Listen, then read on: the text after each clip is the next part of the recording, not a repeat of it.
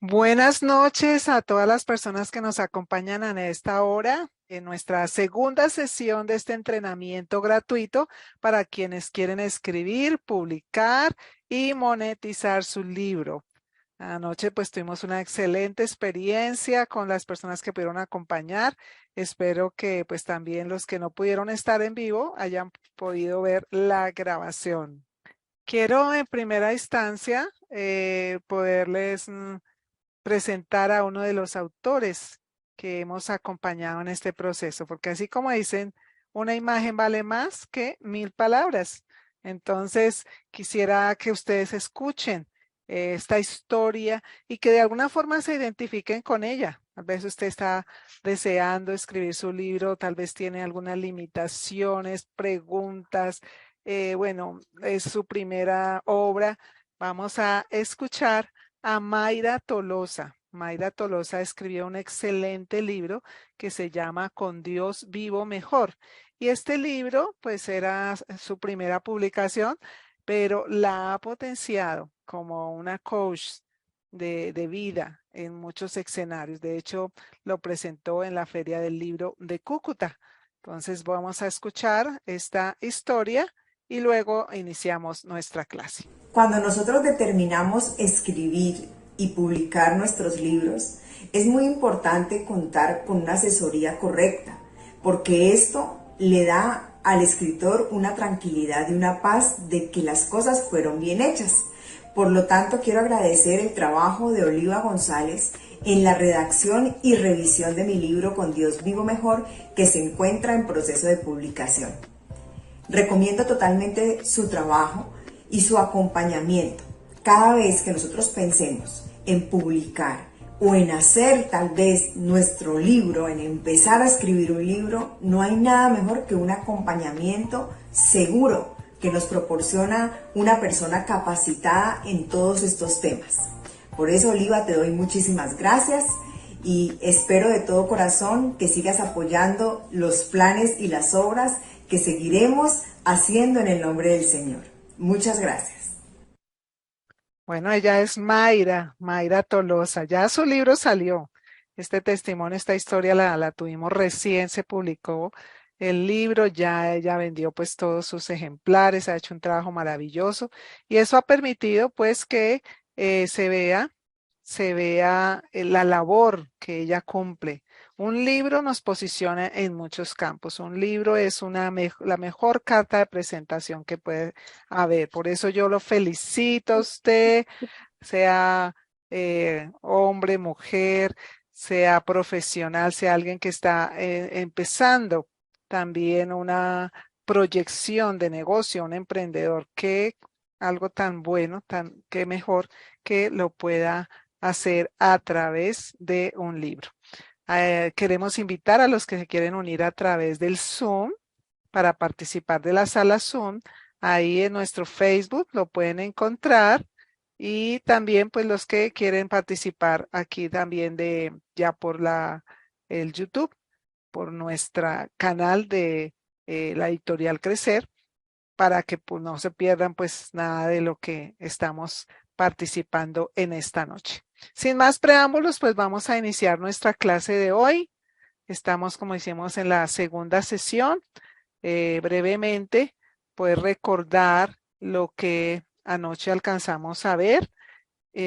Vimos pues cómo esta propuesta es una propuesta basada pues en la experiencia de más de 30 años, sumados pues los de Rafael y los míos, que también es la persona que nos está acompañando desde la editorial, pues yo creo que son más o menos unos 40 años que estamos poniendo al servicio de las personas que quieren publicar su libro.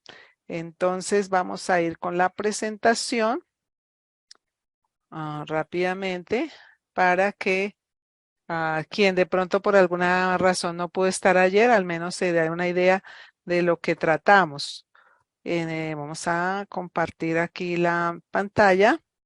Nuestro entrenamiento se llama Escribe tu libro y públicalo. Hazlo con carisma. Aprendemos 7 pasos para publicar un libro Hablé un poco de mi idoneidad en este acompañamiento. Soy periodista, licenciada en humanidades, correctora de texto, editora y escritora con más de 25 años de experiencia en este campo. Ya pues ahorita estamos sumando un poquito más. Dijimos que es muy importante antes de publicar un libro tener en cuenta en qué contexto lo estamos haciendo, en un contexto donde el conocimiento es muy valioso, es lo más importante en esta época. En algún tiempo fue la tierra, en otra época fueron las máquinas, luego fue el dinero, el que tenía un dinero sonante, pero ahora es el que tiene el conocimiento. Es una época de muchos vacíos emocionales, de crisis de valores y es una época también, o es un momento en que nos urge dejar legado desde nuestros valores y a todo eso apunta el hacer un libro. Dijimos también ayer que el método que queremos transmitir es el método carisma. Son 7 letras que resumen los 7 pasos de la escritura del libro, pero que además como palabra habla mucho de este proceso que se tiene desde el liderazgo, desde un proceso comunicativo, desde un proceso de influencia, porque eso es lo que queremos hacer cuando escribimos un libro. Queremos tener influencia, queremos brillar para que la gente con nuestra luz pueda caminar, pueda tener esperanza, porque ese es precisamente el punto de cierre del carisma. En los ambientes cristianos nosotros hablamos de carisma como una capacidad que da Dios para servir a los demás. Y es lo que queremos conectar pues también acá con nuestro taller, con nuestro entrenamiento. Enumeramos los 7 pasos. Dijimos que esto es como un checklist, ¿no? Donde vamos avanzando y vamos viendo en qué etapa estamos. Primero concebir la idea, luego armar la estructura de trabajo, recopilar información que sea relevante para enriquecer nuestro libro, inspirarnos para redactar, hacer una visión del texto, una supervisión del texto, luego ir a un proceso de diagramado o maquetación y bueno, a publicar y monetizar nuestro libro. Ayer pues nos centramos mucho en el propósito inicial y por eso pues quedamos en ese primer punto. Hoy vamos a ir en los puntos que siguen, pero brevemente mencionar que cuando pensamos en un libro más que el tema, primero debemos saber el propósito que debe tener el libro.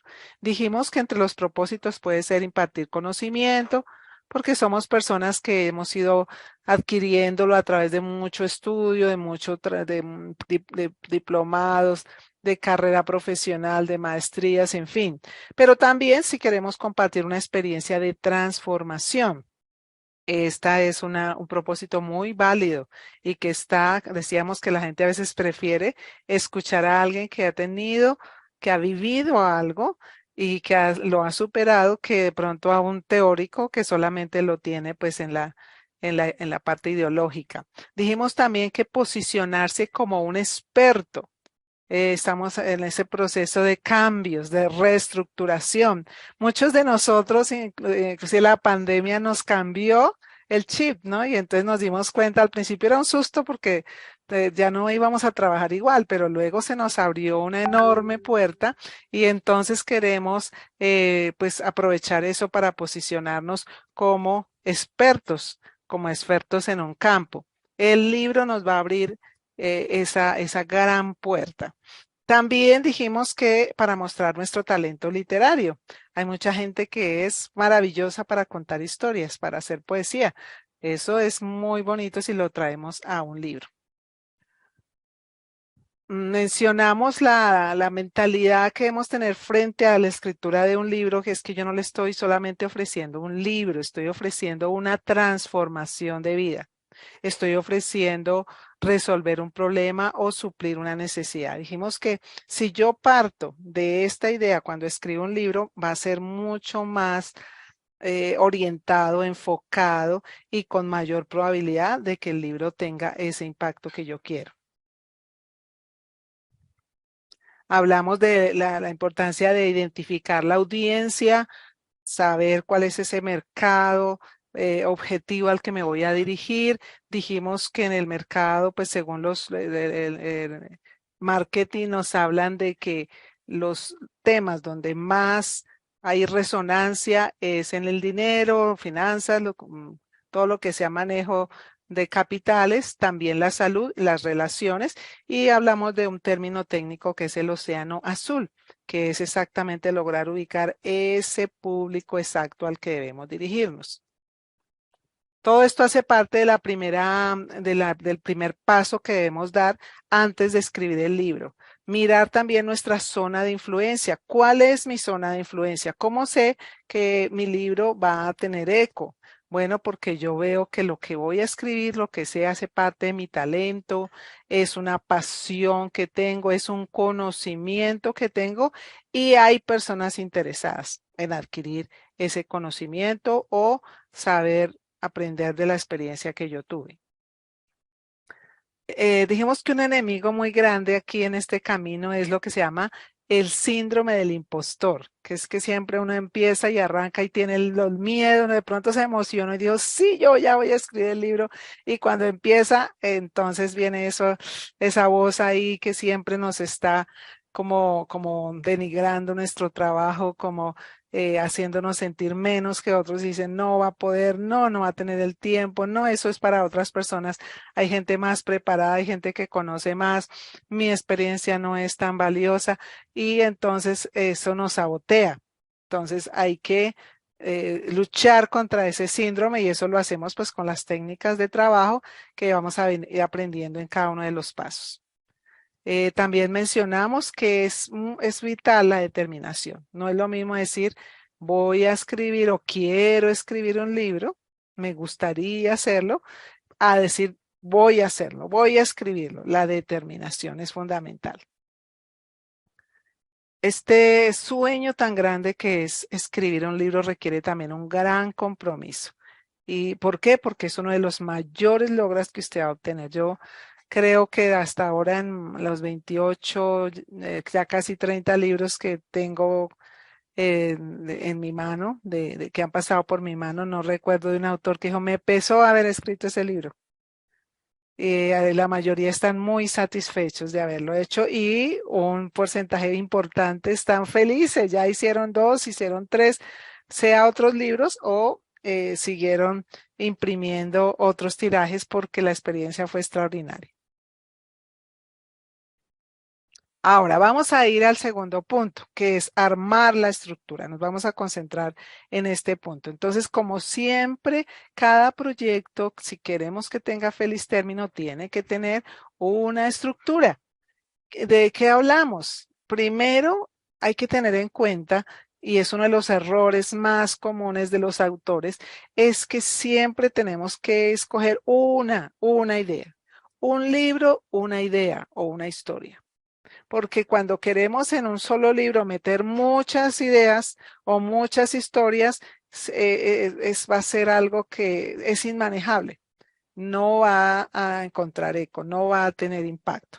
Entonces, siempre cuando acompaño a los autores, les pregunto, porque muchos llegan con tanta emoción y dicen, ay, es que yo tengo tantas cosas en mi cabeza, yo he aprendido tanto, yo he vivido situaciones muy especiales y yo quisiera contar todo eso en un libro.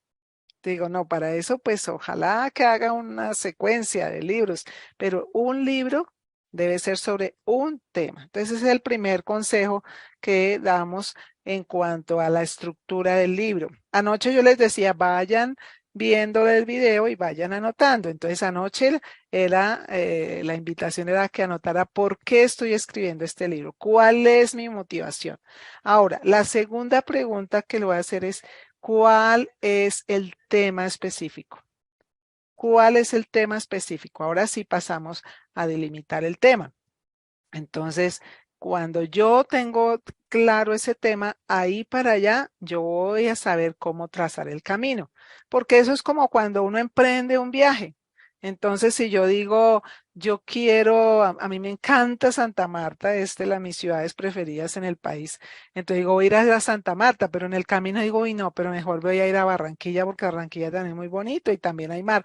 No, no, mejor voy a Cartagena porque Cartagena tiene las murallas. Entonces voy a perder mucho tiempo, recursos, se me va a ir todo el capital que tenía y es capaz que pierdo pues toda la gran experiencia que hubiera sido unas buenas vacaciones en el mar, porque me desgasté en estos procesos que no tuvieron una estructura. Entonces, siempre, por favor, marquemos ese derrotero, marquemos el tema que vamos a escoger. No olviden que también, pues aquí a través de los que están en Zoom o a través del YouTube pueden hacer sus preguntas y en algunos momentos vamos a estar contestándolas. Entonces, tenemos acá para los que nos están escuchando, quiero recordarles que los links, por acá estoy recibiendo unos mensajes, los links los subimos en la plataforma de Zoom y en la plataforma también para los que están en los contactos con WhatsApp. Entonces, un momentico, vamos a contestar a que algunos de ustedes para que no se vayan a perder esta clase de hoy, que es muy importante porque nos sigue o es la continuación de lo que vimos anoche. Ok, listo. Entonces, vamos a seguir. Vamos a seguir. Y en esto de armar la estructura, la otra recomendación es que tenemos que armar la estructura de acuerdo al propósito. Entonces yo digo, bueno, mi propósito es que yo quiero contar una historia. Entonces, bueno, ¿cómo se arma una historia? Las historias tienen una secuencia. Generalmente es una secuencia cronológica. Lo vamos a ver ahora cuando veamos los géneros. Entonces yo armo la estructura de acuerdo a ese género que escogí. Si yo estoy escribiendo un texto que es de carácter descriptivo, informativo, también eso tiene una secuencia, tiene una manera de escribir. Esta es lo que aprendemos también aquí en los talleres. ¿Cuál es el género que usted está escogiendo? Y de acuerdo a eso yo empiezo a trazar mi estructura. En medio de eso es muy importante lo que se llama validar la idea. ¿Qué es validar la idea? Bueno, validar la idea significa que usted empieza a mirar sobre este tema, qué tanto se ha escrito, qué tantos libros hay. Hace unos años o unas décadas eso sería un trabajo muy dispendioso porque me tocaría ir por bibliotecas, me tocaría ir por librerías para hacer como una inspección de eso, pero en esta época es extraordinario porque usted tiene todo a un clic. Entonces usted entra al amigo Google y le dice libros sobre el aborto. Pero entonces que usted quiere escribir un libro, creo que una de las personas que nos está acompañando quiere escribir un libro sobre ese tema. Entonces ahí le van a salir la cantidad de libros que hay. Hay otras plataformas que distribuyen libros como Amazon. Entonces en Amazon usted entra y busca libros sobre relaciones entre padres e hijos. Y ahí le van a salir la cantidad de libros que hay. Otro motor de búsqueda para validar la idea también muy valioso es YouTube, porque en YouTube también usted puede ver qué tanto la gente ha subido videos sobre estos temas. Si usted ve que el tema es bastante, que hay bastante personas interesadas, que hay varios libros escritos sobre el tema, entonces en lugar de desanimarse, usted decir, wow, es un buen tema. Sí, la gente está buscando este tema. Pero si usted ve que es muy poquito los que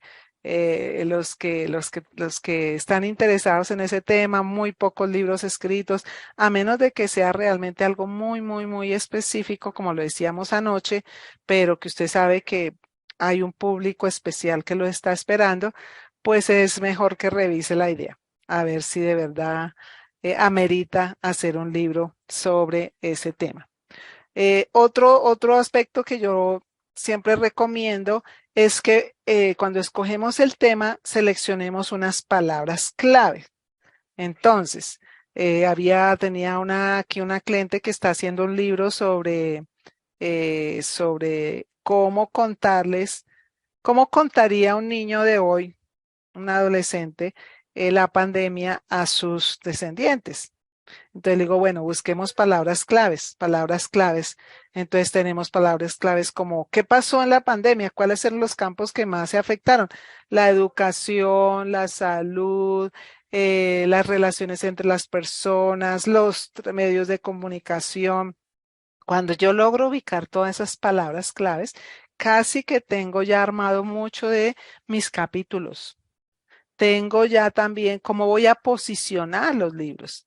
¿Por qué? Porque cuando usted sube su libro a Amazon, que eso es gratis, usted sube su libro a Amazon, le pide 7 palabras claves con los que la persona lo va a encontrar. Entonces, cuando encuentro esas palabras claves que son como alrededor de las que gira mi tema general, ahí estoy ya antes de empezar a escribir el libro, marcando como ¿cómo se dice? Como unos bases, unos fundamentos que me van a permitir que lo que yo construyo ahí encima me va a servir. Entonces, ahí, estas son algunas recomendaciones en cuanto a la estructura. No sé si hay alguna pregunta hasta aquí. No tengo en este momento retorno de YouTube, pero no sé si Rafael, ¿hay alguna pregunta? No, hasta el momento no hay ninguna. Ok. Bueno, ya saben que en cualquier momento pues pueden ir escribiendo y cuando ya, tuito, cuando ya, cuando haga algunas pausas, entre momento y momento podemos ir contestando. Sigamos aquí con la estructura. Cuando estoy pensando también en un libro, tengo que mirar cuáles son los géneros que hay. Y en esos géneros hay diferentes criterios para escoger los géneros. Entonces, puedo pensar en un libro que es realidad, que es una historia verídica, o puedo pensar también en algo en ficción. Entonces, cuando es una historia verídica es que estoy compartiendo mi historia o estoy haciendo una crónica periodística, ¿no? Hay varios libros que recogen la historia del país y esos libros exigen rigurosidad en esas fuentes. Me ha tocado hacer algunos trabajos de recoger la historia de un lugar o de en mi caso, pues de iglesias, que he trabajado con varias iglesias. Y ahí es vital las fuentes, que sean fuentes fidedignas, que las personas entre mejor pues tengan más clara la historia, la puedan ir contando. Tiene sus retos, más cuando ha pasado largo tiempo, ¿no? Me ocurrió en un lugar que estábamos recogiendo la historia de 40 años. Y cada uno de los protagonistas que estaban vivos todavía recordaban los episodios de manera diferente. Y esos son juegos que hace la mente. Entonces le toca a uno, si está jugando como cronista, le toca tomar esas diferentes fuentes. En mi caso, lo que hice, los invité a unas onces, los senté a todos, los puse a conversar y entre todos lograron acomodar una historia lo más cercana a la realidad. Pero este tipo de documentos o libros, en este caso, son muy ricos porque es recoger la historia, recoger la memoria. Esto ayuda muchísimo a la proyección, ¿no? En los que somos amantes de la historia, conocemos un dicho que es como que resume lo que la historia dice: el que no conoce la historia está condenado a repetirla. Ahora, también está la ficción. Cuando queremos contar una historia que no es de la realidad, sino que nosotros la creamos de nuestra mente, nuestra imaginación, para recrear a nuestra audiencia, para hacer un llamado, ¿no? También a, a una acción. Hay unos libros muy famosos, muy reconocidos, que luego los convirtieron en película, que son los del Señor de los Anillos, la trilogía del Señor de los Anillos. Lástima, pues que Hollywood un poco le metió tanta parte de juegos en cuanto a la escenografía que la historia se pierde un poco. Pero ¿qué es lo que Tolkien, un hombre muy cristiano, quería contar? Bueno, que Europa está en peligro, que hay una serie de dictaduras que están llegando para apoderarse del mundo. Y cada uno de los personajes que él construye son personajes que muestran quiénes eran en ese momento los ingleses, quiénes eran los alemanes, quiénes eran cada uno de los, quiénes eran el mago blanco que se ve ahí al fondo que era bueno y luego se vuelve malo. Es la tecnología, es la ciencia que se creó para bien. Entonces la ficción ayuda mucho a esos procesos, ¿no? Procesos en que yo quiero contar una historia, pero de pronto no puedo reflejarla en la realidad. Entonces armo un cuento, manera de parábola, que es uno de género también, y lo puedo hacer en un libro. Gabriel García Márquez es un mago en eso. Los funerales de la mamá grande, ¿no? Esas son historias que no son verídicas en detalle, pero que traen elementos de la cultura y un poco una crítica a la sociedad del momento con esta señora gordota que se comía como todas las fuerzas de una comunidad. También algunas me preguntan, bueno, pero es que a veces uno ve que hay juegos entre realidad y ficción. ¿Se puede contar una historia donde hay elementos de verdad y otros de ficción? Claro que se puede contar. Tuve en mis manos un libro de una autora europea, no me acuerdo bien de qué país, que escribe una historia sobre el Palacio de Justicia. Para nosotros, para los colombianos es familiar lo que ocurrió en 1985 con la toma del Palacio de Justicia. Y ella para contar la historia, entonces arma un romance entre dos personas que son protagonistas de los hechos. Ellos no existieron realmente. Ella usa el romance, la ficción, pero alrededor cuenta todo lo que se tejió para la toma del Palacio de Justicia. Hay muchas cosas de verdad. Luego yo tuve la oportunidad de entrevistarla y ella decía, no, yo hice muchísimas entrevistas, pero como también lo mismo, no podía contar quién me dijo cada cosa, pues entonces lo que yo hice fue que creé algunos personajes ficticios. Eso en cuanto a decidir si mi obra va a ser de realidad o mi obra va a ser de ficción.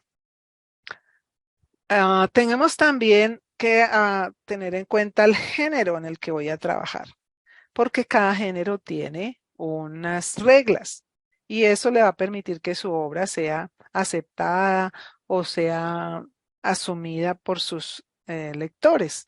Recuerden que dijimos que esto es un proceso comunicativo. Entonces, lo ideal es que a la gente le guste el libro, que la gente entienda el libro. El que también he tenido esos casos, ¿no? Hay autores que dicen, no, a mí no me interesa nada, yo quiero expresar lo que yo quiero y ya. Digo, bueno, pues sí, usted es el dueño de su obra, puede hacer lo que sea. Pero si usted quiere que la gente lo disfrute el libro, lo comprenda, entre en su clic de lo que usted quiera transmitirle, pues tiene que respetar unas normas mínimas. Si usted escoge un texto narrativo, tiene que saber que hay algunos elementos fundamentales. ¿Cuáles son? Tiene que haber un narrador, tiene que haber unos personajes, tiene que haber un lugar, tiene que haber un tiempo y tiene que haber una estructura de planteamiento, nudo y desenlace. Puede ser que no sea en ese mismo orden. Si a usted le falta alguno de esos 5 elementos, la historia se le cae. La historia pierde su fuerza. Ahora, digamos, no, yo no quiero contar una historia, yo quiero es argumentar, yo quiero dar mi opinión sobre un tema, mi tesis sobre un tema, un ensayo, puede ser, o un texto donde estoy contando algo que me duele del país o de la familia, lo que sea.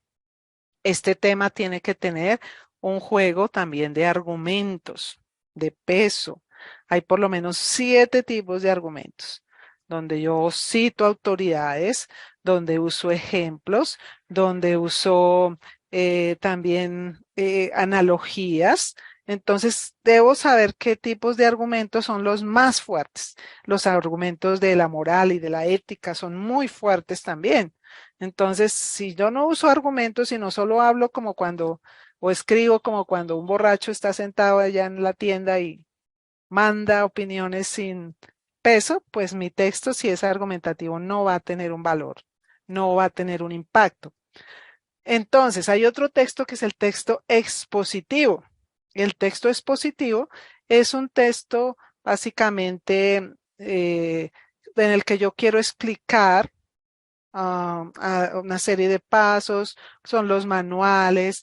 En las iglesias usamos mucho para acompañar a la gente en sus procesos de crecimiento espiritual, los manuales de discipulado, los manuales de consejería. Entonces, ese tema es que voy exponiendo unas ideas.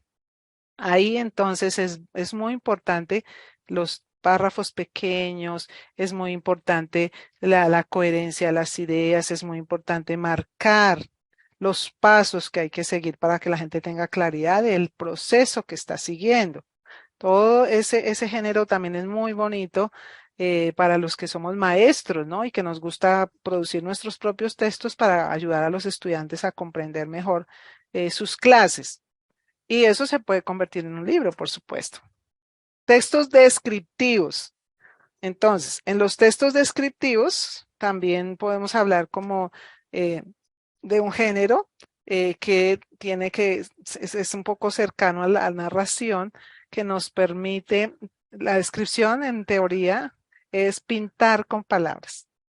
Entonces, un texto descriptivo pinta, describe, como su nombre lo dice, una situación, un personaje, un paisaje, y se articula mucho con el texto narrativo.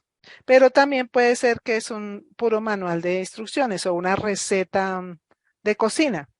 Entonces también digamos, usted es una persona que sabe hacer tortas y quiere hacer su manual de recetas y comercializarlo, porque pues su abuela le enseñó unas recetas muy buenas o lo que sea. Este es un texto descriptivo, entonces tiene que ser muy juicioso en el uso de los adjetivos, en los verbos, en que sean, ahí sí que más frases cortas todavía que en un texto expositivo, porque esto es instrucciones prácticamente punto a punto. Bueno, sigamos. Teniendo claro todo esto, teniendo claro ya qué texto tengo, qué tipo de texto tengo, entonces yo ya pienso en el esqueleto, en el esqueleto. Bueno, ¿esto cómo lo voy a partir? ¿Cómo lo voy a mostrar? Voy a partir de un ejemplo básico. Eh, y es el hecho de que, bueno, a los que nos gusta un buen trozo de carne, un baby así, que usted ve que está, que está jugosito, ¿no? Nos lo ponen ahí en esta tabla grande, pero si no nos dan un buen cuchillo o si no tenemos buenos dientes, ese trozo de carne se puede desperdiciar. Esa comida exquisita y deliciosa. Así es un buen libro si no tiene unas buenas divisiones, si no tiene una forma de que uno vea cómo lo puedo consumir. Uno de los problemas más grandes que yo veo con varios de los autores que acompaño es eso, que hacen, no tienen a veces división de su obra, porque dicen, no, es que esto es una novela, así que no necesita capítulos. Esto es una historia corrida. Entonces digo, nomás cuando uno empiece a mirar y si ve que no hay nada de espacio, uno se ahoga, uno siente la visión, la mente de una vez se colapsa. Yo necesito darle esa estructura. Y en esa estructura, pues entonces yo marco, si la obra es muy grande, hay novelas que históricas que eso son inmensas, eso se parten por así por partes, así como dice parte uno, parte 2, parte 3, parte 4, inclusive y después cada parte ahí se divide en capítulos y luego ya los capítulos pues tienen sus títulos, sus subtítulos. ¿Por qué? Porque la idea es que quede muy claro para el lector cuál es la secuencia que yo estoy cumpliendo. Y entonces, bueno, yo ya definí mi tema, yo ya miré mi género y entonces voy a pensar cuáles son los subtemas que voy a trabajar. Entonces, hace también un tiempo, pues yo trato de usar mucho los ejemplos que ya he venido trabajando. Tuve la oportunidad de acompañar a una persona que él fue jugador profesional de fútbol y ahora es pastor. Y entonces él dijo, yo quiero aprovechar a hacer como un devocional de 30 días en el que enseñe a jugar fútbol, pero a la vez le haga una aplicación eh, como a la vida diaria. Entonces, ¿cuál fue el ejercicio? Bueno, pues usted dijo que es un devocional y que lo quiere para 30 días. Pues bueno, ya sabemos que te toca partirlo en 30. ¿Para qué? Para que cada día haya una jugada. Y ahora hay muchas jugadas. De hecho, yo antes de este libro no tenía ni idea de fútbol ni me gustaba, pero con él casi que hice una maestría. Le dije, tiene que escoger 30 jugadas específicas para poderlas explicar bien y luego pues ahí sí hacer la aplicación. Entonces, mire que cuando ya logramos cerrar un poco el círculo, ya no vamos a hablar del fútbol en general, vamos a hablar de jugadas porque era un texto pedagógico, entonces se cierra un poco, se define y ya fue mucho más fácil acompañar en el proceso de la producción. Eso básicamente es la estructura, poder tener esa claridad. Hay unas técnicas especiales que nos ayudan a identificar cómo voy a sacar esos capítulos, cómo los defino, pero digamos que lo inicial es como los subtemas que voy a tener. Vamos a ver acá qué nos dice más. Bueno, aquí pasaríamos a la tercera parte. Tengo las 8:38 y vuelvo acá mirando si de pronto hay algo que quieran comentar o que hayan comentado nuestros amigos. Por acá dice Liana Ríos. Hola, buenas noches a todos. Tengo a Olga Lucía Moreno que también nos saluda. Buenas noches. Y el resto están tímidos. Ok. Bueno, en todo caso, pues usted sabe que siempre sea por nuestro chat en vivo o sea también por luego ya nuestras redes, cuando usted vea este video y le surjan dudas, aquí vamos a estar para acompañarle y suplir un poco esas preguntas. Vamos a mirar el paso número 3. El paso número 3. Quisiera preguntar aquí a Rafael si me está viendo bien la pantalla.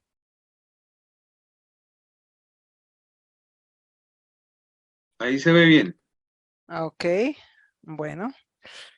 Vamos a seguir entonces en el paso número 3 de los 7 en que venimos avanzando ¿Dejo de para, compartir? sí, Ah, bueno, ya ahora sí, ahora sí. listo. Entonces, en nuestro paso número 3 vamos a hablar de recopilar información, de recopilar la información. ¿Y por qué es importante esto? Anoche les mencionaba que en algunos momentos alguien puede pensar que su obra es tan buena que no necesita confrontar otros textos para enriquecerla o algo así. Entonces yo siempre digo, siempre lo ideal es que podamos tener se llama técnicamente intertextualidad, ¿no? Que podamos ir a otros textos, mirar quién más escribió sobre el tema, ojalá fuentes lo más directas posibles, lo más serias posibles, porque aunque tenemos la ventaja que no teníamos antes de tener un acceso muy grande a la información, la desventaja es que a veces no tenemos, no hay un filtro tan grande como había antes. Cuando uno iba a una biblioteca y sabía que los libros que estaban ahí eran gente que había hecho un esfuerzo académico.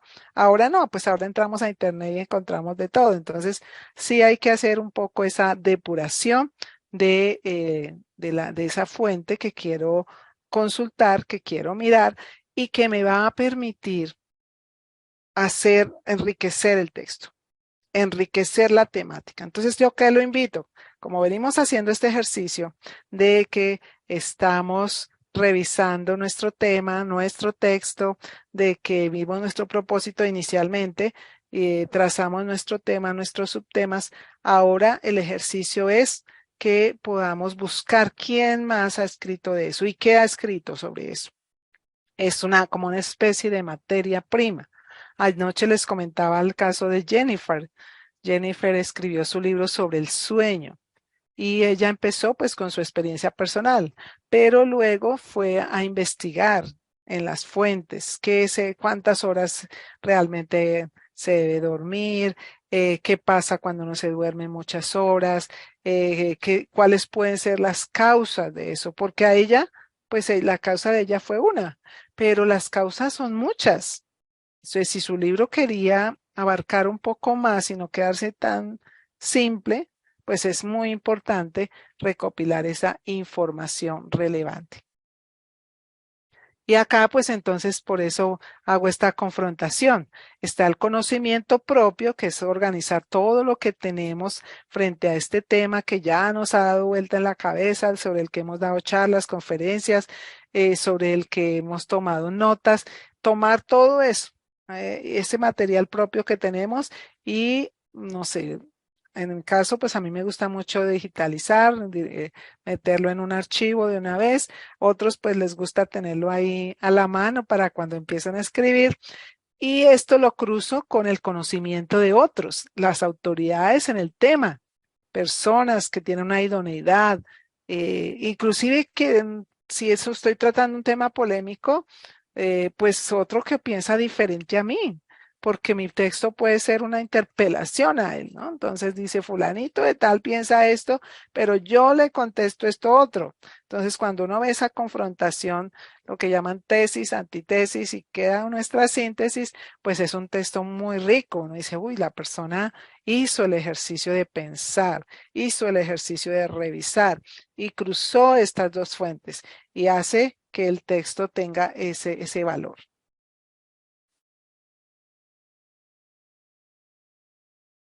Acá hay una frase que me ha encantado. Dice, escribir te hará crecer de una manera que no alcanzas a imaginar. Esto lo he experimentado con todos los autores y personalmente cada vez que tengo un libro y tengo la oportunidad de ayudar pues un poco a acomodar y todo, ¿cuánto aprende uno? Aprende de todo, ¿no? Aprende del tema que escogió, aprende de la forma de redactar, aprende de la industria editorial, todo se vuelve un gran aprendizaje. Bueno, voy a cerrar entonces hoy con uno de los temas fuertes cuando vamos a escribir un libro y que muchos preguntan sobre eso. ¿Cómo me inspiro para escribir? ¿Cómo me inspiro para escribir? Y lo primero que hay que decir acá es que nosotros todos somos personas diferentes, ¿no? Todos, así como aprendemos diferentes, también pues, en estos procesos de escribir también somos distintos y tenemos que aprender a conocer esa manera en que cada uno de nosotros aprende mejor y en este caso en esta manera que podemos escribir mejor. Algunos tal vez ya han venido identificando cuál es la hora, cuál es el momento, cuál es la forma que les ha servido más. Los que no, pues les vamos a dar algunas ideas. Entonces, se recomienda siempre cuando yo voy a empezar a escribir que logremos una disposición positiva, ¿cierto? Que yo logre estar centrado, que logre estar tranquilo, porque si yo quiero empezar a escribir y estoy inquieto, estoy pensando en otra cosa, mis emociones están todas revueltas, pues eso se va a reflejar en mi texto. Entonces, una primera recomendación es que logremos, bueno, hicimos todo este proceso de recopilar los insumos para escribir y yo digo, voy a destinar un día en el que me voy a poner a mirar cómo voy a plasmar este escrito. Y decíamos siempre que ese primer proceso es doloroso, es un proceso fuerte. Todavía no escucho también al primero que dice, no, eso a mí me surgió de una. Bueno, ha habido uno que otro, pero la mayoría dice, no, yo empezar fue duro, pero una vez empezó, fluyó. ¿Por qué? Porque su mente, porque sus emociones estaban centradas en esto que quería hacer. Importante también que en el manejo del tiempo, pensemos si lo vamos a hacer. Hay dos maneras de hacerlo. Lo podemos hacer destinando días específicos, horarios específicos, o también lo podemos hacer de corrido. Entonces, he visto y he acompañado los dos casos. Gente que dice, mire, Marisol, la nombrábamos anoche, Marisol empezó a escribir su bitácora del paciente oncológico a medida que iba acompañando a su hijo. Y entonces fue haciendo sus notas, fue escribiendo, y cuando ya se dio cuenta es que ya tenía pues prácticamente su texto, ¿no? Ya era de acomodarlo. Tuve otro caso como el libro Quebrantados. Es un libro que escribe el pastor David Caicedo acerca de su esposa. Es como un homenaje que él hace a su esposa, que murió de cáncer luego de 4 años de sobrellevar esta enfermedad, pero más que la enfermedad fue un legado de vida impresionante que ella dejó. Y él lo que hizo es que cada mes, luego de que ella murió, cada mes empezó a hacer unas publicaciones en Facebook, unos posts básicos, recordando quién era ella y con algunas fotos. Pero fue tan sentido esto y le tocó a tantas personas el corazón que varios lo animamos a que escribiera su libro. Pero es una persona muy ocupada. Su iglesia es muy grande, además pues todo el proceso que estaba viviendo de duelo, de tener que acompañar a sus hijos. Entonces yo le dije, pastor, pues saque una semana, saque una semana de vacaciones, delegue todo lo que usted tiene que hacer y váyase y siéntese a escribir el libro. Y de hecho así lo hizo. Y sacó su libro más o menos en 10 días. El grueso, digamos, lo fuerte del libro. Entonces, cada uno pues debemos mirar. Hay un consejo que yo doy, creo que anoche se me olvidó, pero hoy lo voy a dar. Siempre que empezamos a ver un libro hay que marcar una fecha. Decir, yo voy a tener este libro para tal fecha. Ojalá sea una fecha significativa, que tenga que ver tanto o para usted sea significativa o para el público al que usted quiere alcanzar. Entonces, yo estoy escribiendo un libro sobre el síndrome de Down. Entonces, yo escojo el día, voy a publicarlo para la conmemoración de ese día.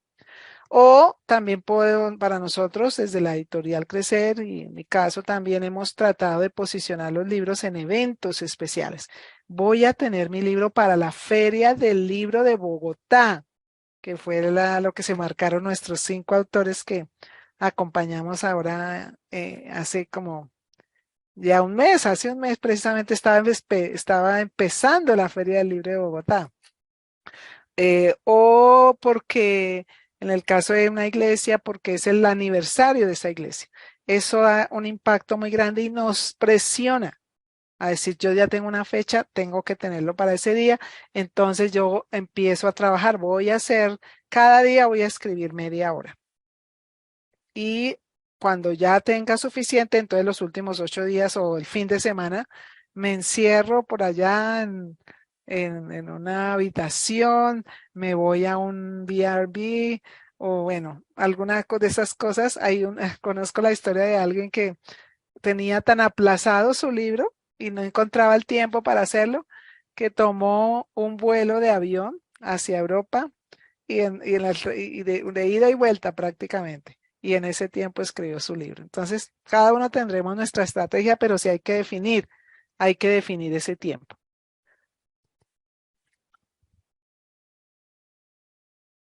Aquí hay también algo que tenemos que tener en cuenta y es el hecho de la creatividad. Dios nos creó con una creatividad, tenemos un aspecto tan maravilloso que muchas veces no valoramos.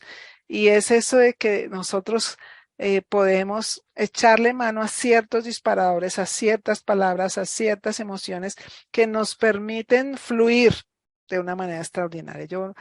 Esto es muy difícil de explicarlo con palabras porque solo cuando uno lo ha vivido lo puede como comprender plenamente. Me ha pasado cantidad de veces, ¿no? Que me siento a escribir algo y digo, pero es que esto no tengo cómo, no veo como por dónde, pero empieza uno a escribir y esto es como una magia, ¿no?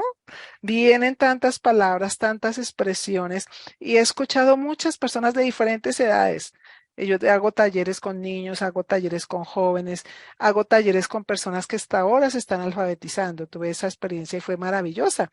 Y entonces la gente decía, no, pues, yo no puedo porque yo apenas estoy empezando a escribir. Y los niños, uno dice, pues un niño, ¿qué experiencias tiene para escribir?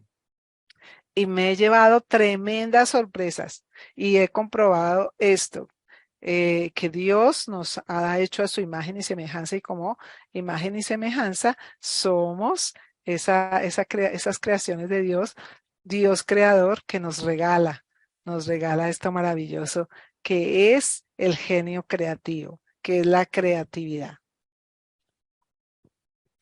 Bueno, esto digamos que es un aspecto un poco más específico de los géneros. Cuando usted empieza a escribir, cómo define sus narradores, cómo define sus personajes, la acción, el tiempo, el espacio, para que la historia tenga credibilidad, tenga solidez. Hay muchas técnicas que me van a ayudar a eso. Vamos a hacer nosotros más adelante unos talleres específicos de cada género, pero digamos que en general pues tenemos que tener en cuenta eso. Si yo escogí un género narrativo, si va a ser una novela, un cuento, voy a contar mi experiencia de vida, tengo que definir cada uno de estos pasos. ¿Quiénes van a ser mis personajes? ¿Cómo lo voy a contar? Si como en primera persona o lo voy a contar desde la óptica de afuera, como quien conocí, como quien vi la historia, cómo voy a plantear esos momentos de nudo, esos clímax, esos desenlaces que me van a permitir que la gente viva conmigo toda esa emoción que tengo, cómo voy a manejar el tiempo dentro de la historia. Todo eso en el caso de que vayamos a trabajar un género narrativo, si vamos a manejar un espacio real o un espacio ficticio, en fin. Ahora, si voy a hacer un texto descriptivo, entonces, ¿qué tipo de descripciones voy a hacer? Si voy a escribir paisajes, si voy a escribir un momento del día, épocas especiales, si voy a escribir una persona la puedo describir desde su parte física, que eso se llama una prosopografía, o la puedo escribir desde sus emociones, desde su carácter, eso se llama una etopeya, pero también puedo hacer un retrato donde yo voy describiendo mis personajes mezclando las dos cosas, mezclando una parte de la descripción física y una parte de su descripción emocional. También describir los objetos, ¿no? Alrededor. Todo eso en el texto descriptivo. Ahora, si escogí un texto argumentativo, yo les mencioné en su momento cuando hablamos de los géneros, tengo que mirar qué tipo de argumentos voy a utilizar. En este caso, pues escogí unos de los más conocidos. Hay argumentos por analogía, por ejemplos, por autoridad, por causa o efecto, tocar las emociones, argumento de ética o generalización. Entonces, cuando yo empiezo a escribir, voy a hacerme como una lista qué tipo de argumento quiero trabajar y de acuerdo a eso, pues empiezo a elaborar mis argumentos. Esto pues se puede trabajar ya mucho más específico cuando entramos a acompañar cada uno de los textos. En los textos expositivos pues es un poco más sencillo porque lo ideal es que tengamos una introducción, un desarrollo y una conclusión, siempre orientada todo al autor. Ok. Cierro mi presentación de hoy con una recomendación importantísima. Y es que siempre que escribimos no tenemos que perder de vista esto que yo llamo los 7 innegociables del texto comunicativo. Que sea un texto claro, que sea un texto que sea conciso, que no se ponga a divagar con muchas cosas, que sea un texto que sea preciso. La gente confunde a veces concisión con precisión. La concisión quiere decir que no diga más de lo que tiene que decir, esos párrafos inmensos, largos, llenos de frases entremezcladas, anidadas, que no permiten una comprensión, pero el texto preciso es el que escoge la palabra, la palabra. En español el sinónimo perfecto exacto no existe. Hay sinónimos, hay palabras parecidas, pero yo debo echarle mano al que más se parece. No es lo mismo decir bonito que hermoso. Entonces eso es la magia del lenguaje, de las palabras. Tiene que ser un texto coherente, que tenga una hilación de ideas, que sea, como que no me rompa aquí el pensamiento porque oiga, pero esto de dónde salió esta idea, sino que todo esté bien ligadito, que tenga completos los elementos, que no me quede información pendiente, que sea original, eso es fundamental. Están los derechos del autor, está también esa maravillosa cualidades que decíamos que Dios nos ha dado a cada uno para que trabajemos lo propio. Entonces hay que tener mucho cuidado cuando vamos a hacer intertextualidad, que vamos a traer textos de otra persona, siempre debemos darle el crédito a esa persona, no atribuirnos ideas que son de otro. Lo que podemos cuando tenemos unas ideas o unos conocimientos que mucha gente ya maneja, podemos hacerle un paráfrasis, pero esto pues tiene también, hay que mirarlo en detalle para no ir a caer en lo que se conoce como el plagio.